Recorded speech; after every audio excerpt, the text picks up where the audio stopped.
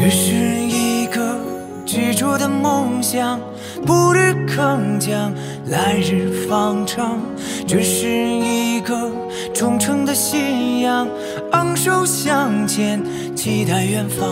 为了真理，为幸福奋斗，哪怕再大的风，再高的浪，从不会迷茫，从不彷徨。世界的明天充满阳光，我迎着风，坚定信念，感受光芒。我看到如此真实，如此美好的未来。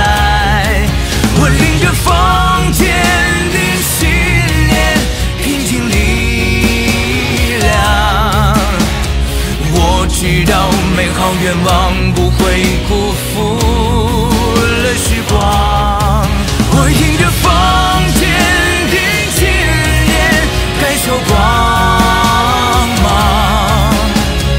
我看到如此真实，如此美好的未来。我迎着风，坚定信念，拼尽力量。我知道美好愿望不会辜负了时光。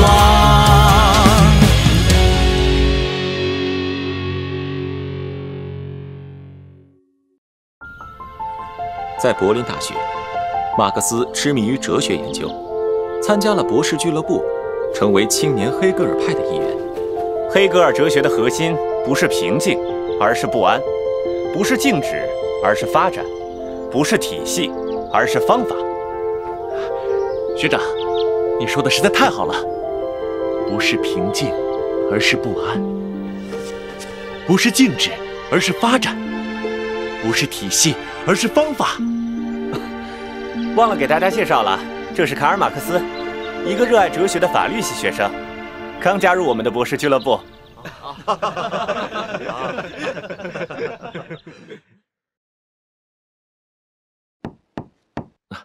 学长，俱乐部好久没有活动了，大家都在忙什么？先不说这个了，你找我什么事啊？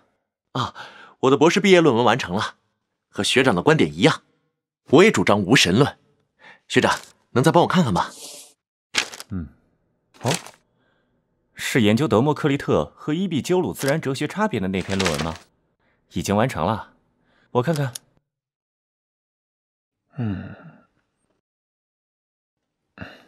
怎么了？论文写的真的很精彩，不过现在不同以前了。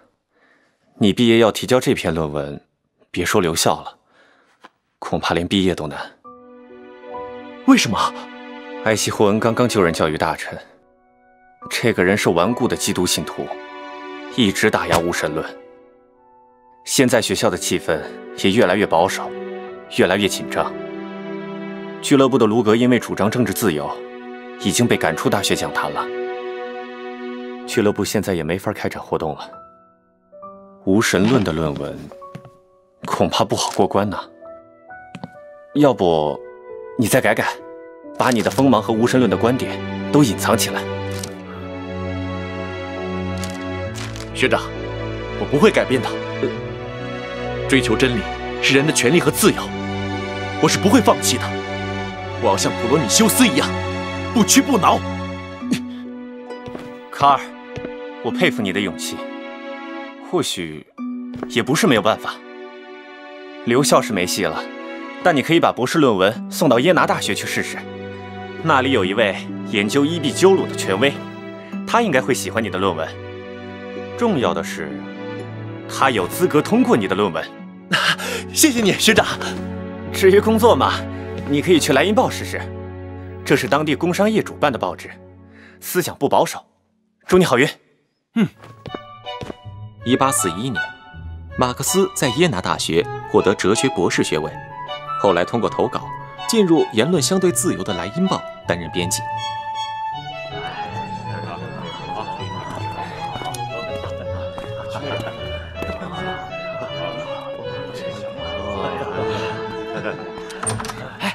今天的报纸又卖断货了。我们报社早就该多发这种文章，卡尔写的就是人们想看的。自打马克思兼任编辑以来，咱们报纸的订货从885货上升到了3400货，3400货！天哪，简直像做梦！社长，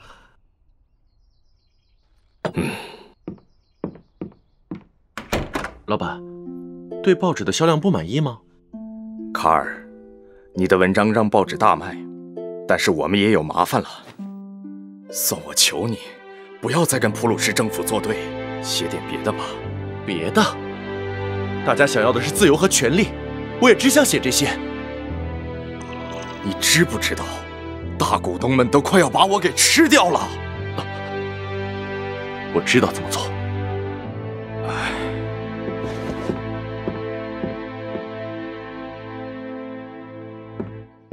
卡尔啊，麻烦看看我这篇关于乡镇财产必须退还的稿子吧。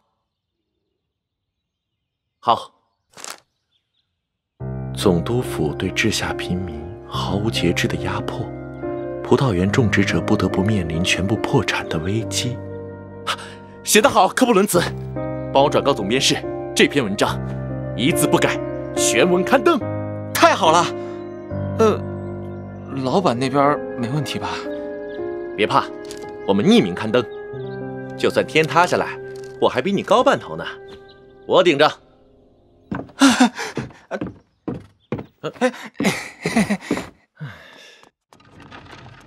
来英报，来英报！沙培尔总督横征暴敛，葡萄园面临破产危机。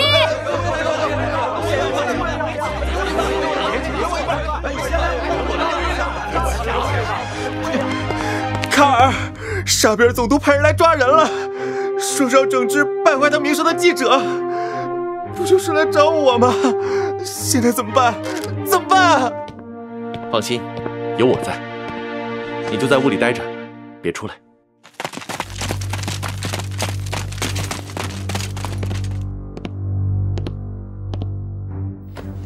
我们为什么来这儿？你们应该明白。说，你们负责人在哪儿？我就是。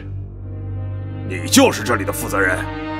您好，我就是，我是马克思。哼，很好。这篇报道全是诽谤、谣言、胡说八道，你怎么解释？大人，我想您一定是误会了，莱茵报的每一个字都是有真凭实据的。这篇文章胡编乱造，对总督大人的名誉造成了很大的损害。哼，把这篇文章的作者交出来，要不然我把你们所有人都抓起来。军官大人，记者我是不会交出来的，您尽管把我们都抓起来吧。不过我们可以打个赌，赌一赌明天各大报纸的头条。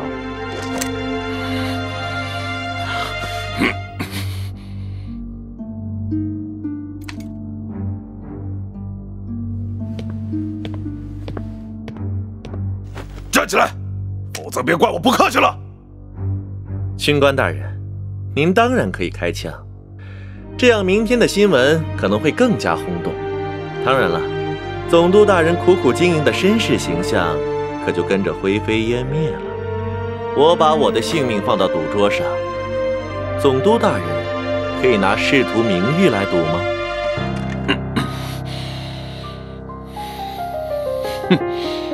卡尔马克思，我记住你了，咱们走着瞧。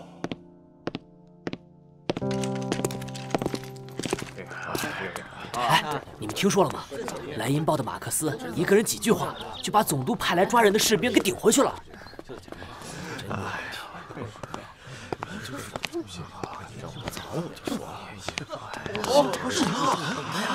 先生您好，您是不是他们说的那个厉害的马克思？您好，我就是马克思，莱茵报的编辑。求求您，求您一定要帮帮我！我们祖祖辈辈一直都在城外的森林里砍柴打猎，有一天地主忽然霸占了森林，不准我们靠近。我儿子只不过去捡了一些枯柴，就被地主抓了起来。他们说我儿子偷了他们的东西，这怎么能是偷东西呢？无耻！剑枯枝怎么变成盗窃了呢？我要曝光这些无赖的地主！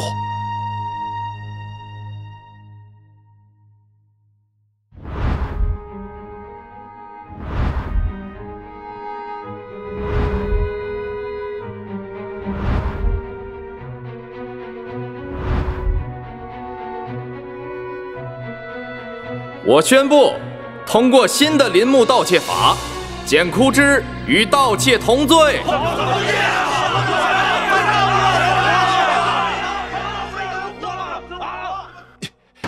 为什么会这样？曝光也没用。卡尔，你怎么了？我很失望。剑枯枝不犯法的时候，地主就已经迫不及待地动手惩罚农民了。现在，为了让私刑变得合理，他们甚至可以让议会通过这种无耻的法案。按照黑格尔的说法，国家和法律是理性的化身。普鲁士是一个理想国家，它永远代表着绝大多数人的利益，对吗？当然，国家是个人自由的实现和保障。可现实呢？人民根本不自由。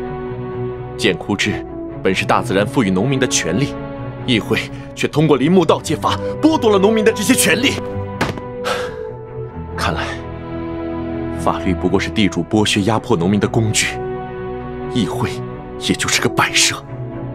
公道明明在农民这边，我的笔杆子却改变不了这世道。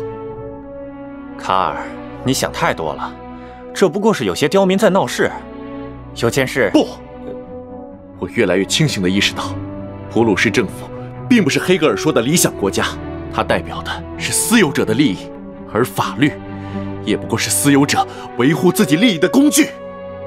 卡尔，不要再理会农民的闲事了。有件事我必须告诉你，你算是把沙皮尔总督彻底得罪了，他可能要查封莱茵报。当然，亡羊补牢也不晚，你偶尔也发点支持总督的文章，我们需要向普鲁士政府示好。示好，在我的字典里面就没有这两个字。我的意思是说，我们也应该展示一下青年黑格尔派的力量。谁的力量？就是那些号称青年黑格尔派的自由人小集体吗？他们公然侮辱神父，进妓院喝酒瞎闹，我已经忍无可忍了。卡尔，那只是个别人。算了吧，除了卢格还在主张政治自由，你们都失去了初心。我以后不会再和青年黑格尔派有联系了。你这是什么意思？你们这些青年黑格尔派，天天批判宗教，穷人求助上帝，你们说上帝无用，但你们的自我意识又说不清楚穷人怎么在现实中解决问题。你们和你们所批判的上帝一样无用。卡尔，你疯了吗？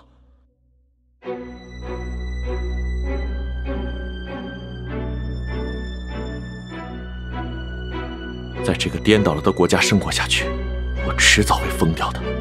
总之，我不会再迷信黑格尔的绝对精神了。我要投身于政治斗争中，去捍卫人民的权利，直接向这个不公的现实世界宣战。马克思，我还是奉劝你，不要再一意孤行了。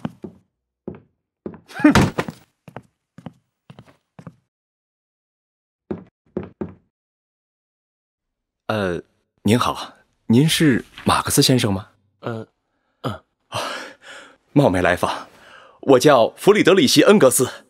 您的文章思想深刻，文采飞扬，每一篇我都反复读。恩格斯先生，您好。我记得我们都是青年黑格尔派的成员，真想和您好好的聊一聊啊。青年黑格尔派。对不起，恩格斯先生，我现在有个着急的东西要写，我们改日再聊。说我没空送你。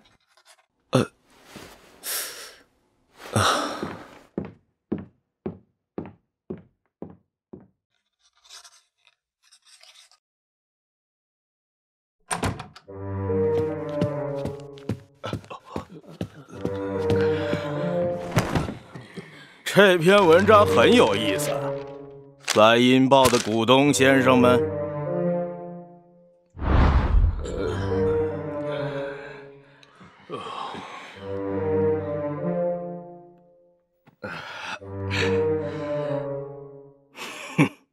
这是我最后一次提醒你们，面对散播谣言的报纸，我可从不会手软。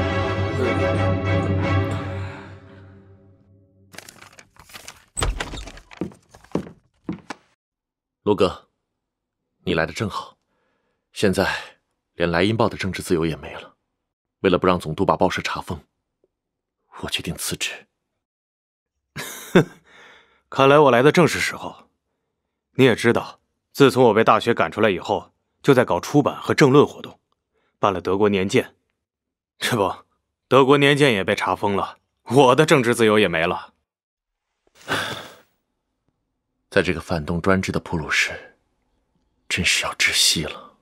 正好，咱们一起离开普鲁士，到大革命的故乡法国去，追求我们的政治自由。我打算创办一本新杂志，就叫《德法年鉴》，我们一起干吧。我很愿意。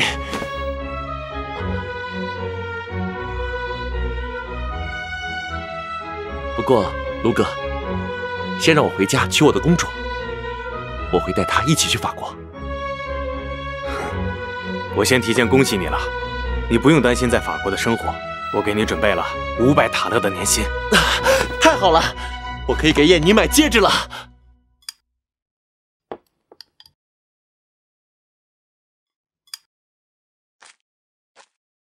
燕妮，你手上的戒指是怎么回事？卡尔回来了，我决定跟他结婚。你是贵族家的小姐，不能嫁给平民。况且我还听说马克思被莱茵报赶出来了，他现在就是个无业游民。你嫁给他，怎么过贵族的生活？哥哥，真正的爱情不是物质上的门当户对，而是精神上的势均力敌。我爱卡尔，不在乎他有没有钱，是不是贵族，我爱他的梦想和才华。况且卡尔已经在法国找到一份年薪500塔勒的工作，我们的生活不会有问题的。燕妮，如果你嫁给他，就是背叛威斯特华伦家族。你想做家族的叛徒吗？卡尔说过，人和动物最大的区别，就是人能够掌握自己的命运。母亲大人，管管你的好女儿！别吵了，你们父亲在世的时候，对卡尔的评价很不错。燕妮的事情，就让他自己做主吧。我是自由的，我一定要嫁给卡尔。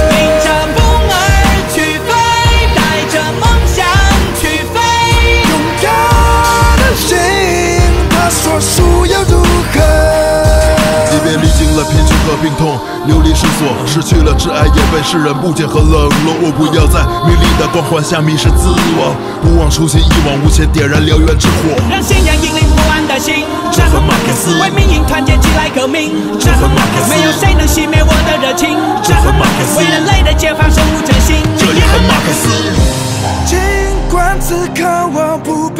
见，你不懂我热爱的一切。或许我们要就此告别，我期待重逢的那一天。哼，擦得这么不干净，还敢要钱？很疼，钻心的疼。你的这些想法已经惹恼了普鲁士政府。世人的直觉告诉我，这一定是一次伟大的见面。和你在一起，我找到了人生的使命。